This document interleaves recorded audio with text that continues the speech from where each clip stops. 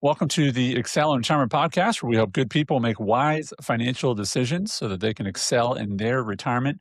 Your guide is David Treese, a financial advisor who shares his expertise to help you achieve greater peace of mind about your finances today and have the information you need to create a plan for your future so that you can excel in retirement. I'm the host of the show, Andy Traub. Today, David's going to talk to us about a critical difference between working with a captive advisor versus an independent. We'll discuss what does independence gain you as a client, and what's the difference between that. And so, David, let's begin with something that's really practical, which you've experienced, which is when you are an independent, as you are, you will often get, just because of the way that things move, access to tools and market opportunities more quickly. Why is Yeah. that? Yeah, the awesome thing and one of the reasons I love the way that we're set up, Andy, is that we can innovate quickly. Right now, we're seeing AI innovations nonstop, and it's going to be crazy what happens, I believe, over the next few years with artificial intelligence.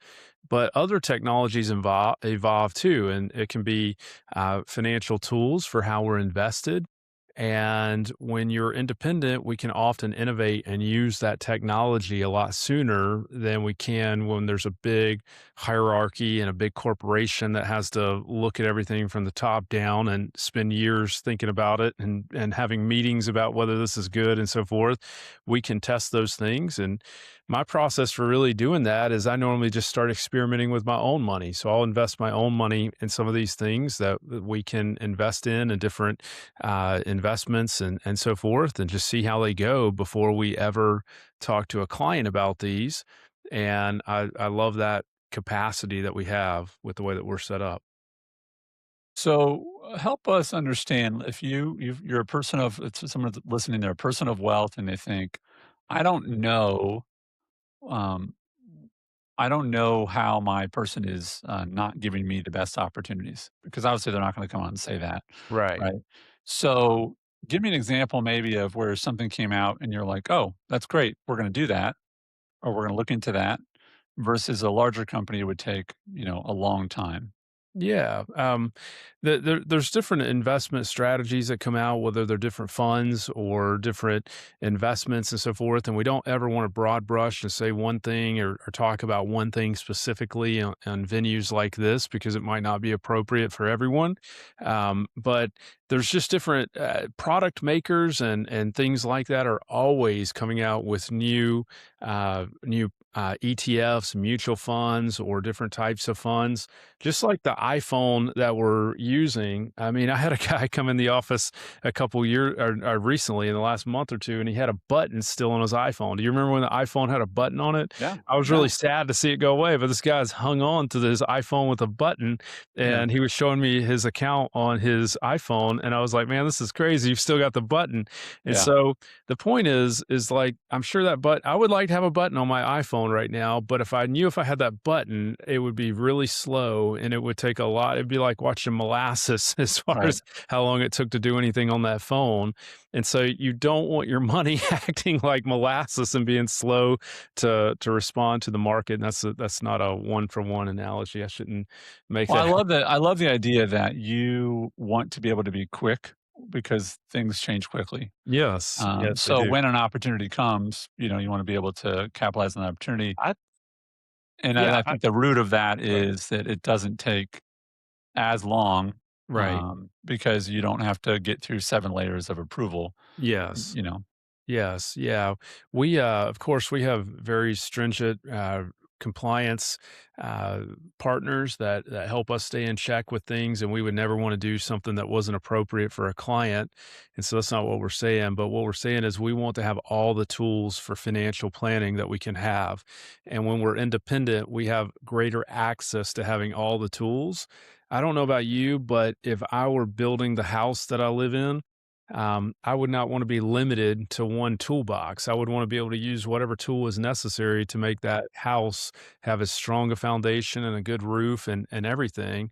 And it is my belief that being an independent financial advisor allows us to have more tools and more access to be able to help our clients. And therefore, I think that that allows us to put our clients' interest ahead of our corporations or any corporations' interest because we're always thinking about the end result, which is the client. What it reminds me of too, because I think the fear is independent. Does that mean you have less regulation? And I think about restaurants with health scores. Yes. The McDonald's gets a health score in the same way, and they get measured in the same way that, Bob's Burgers, it's down on Main Street. It's been Right. around since 1912. Right. They get scored. There's regulations in place. So that's not the concern. Let's talk about the idea of how, and from your perspective, simplified investing can be a benefit of an independent. What do you mean by Yeah. that? Yeah, a funny story about those regulations. There's a restaurant within walking distance of my office here, and I don't know what the deal was, but they got a subpar rating. I want to say it was like a B or a C on their health score, and so their approach to that, it was on the front door. So their approach was, those Coca-Cola signs that advertise Yeah. like a marquee sign that you put the specials in. They would strategically place it in front of the door Oh, nice. until Nice. that Yeah, because they have to keep that on the door, right? yes. Yeah. And so we walked past it, we saw it on the way out, and we're like, "Gee, I probably would've made a different decision if I That would've that seen that that going in." says something about their commitment or a complete lack thereof to, Yeah. picking the score, Yeah, right? yeah. The other thing here, and I think to your question is I love simplicity, and finances are not something that most people sit around thinking about, and we can make things a lot easier, I believe, than what the average person has oftentimes.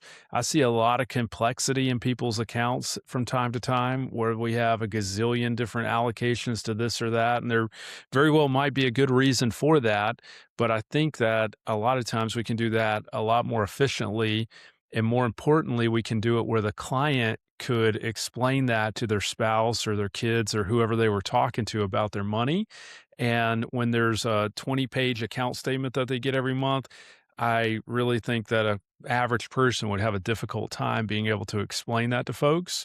And so we really try to make things simple and easy to understand.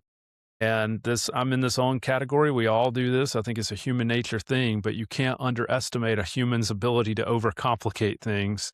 And Mhm. so I think that our financial planning does not have to be as complicated as I often see it being when people come into our office. So one of the negative parts of complicating things for, a client, or just from a consumer perspective of looking at all these different funds or whatever they might be on your statement is, not being able to communicate obviously with the rest of your family about why you're making this choice.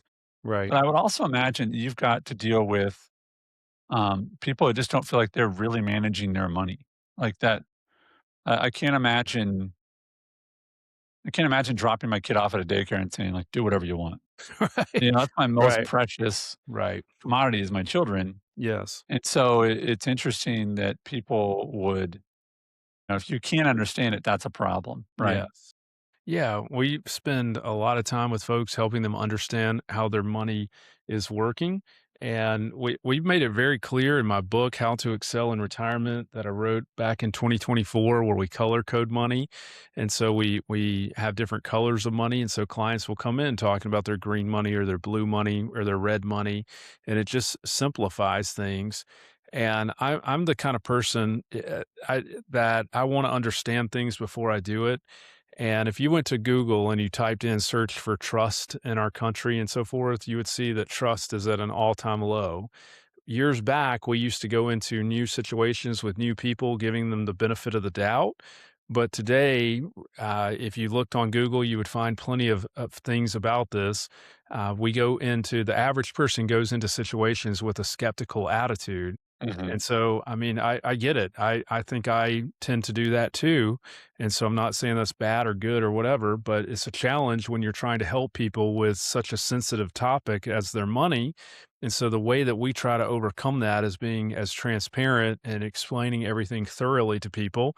Some people want to understand every little detail, and some people just want the high level overview. But our approach is to always try to meet them where they're at and help them understand as much as they want to or can. Yeah. So when you end up with people who come to you, they're people of wealth, they've done a good job, and they show you their investments, and they don't really know why or what they're invested in. Um, how do you help them navigate that? Is that something that happens to you regularly? It happens regularly, and I think one of the number one reasons why that is because, I've talked to a lady recently, and she said, "You know, I review all this around tax time every year, and then I don't think about it anymore, but I really understand everything in April and get it figured out what I'm doing for the year, and then I just forget about it because I don't wanna think about it outside of the month of April or March or whenever it is."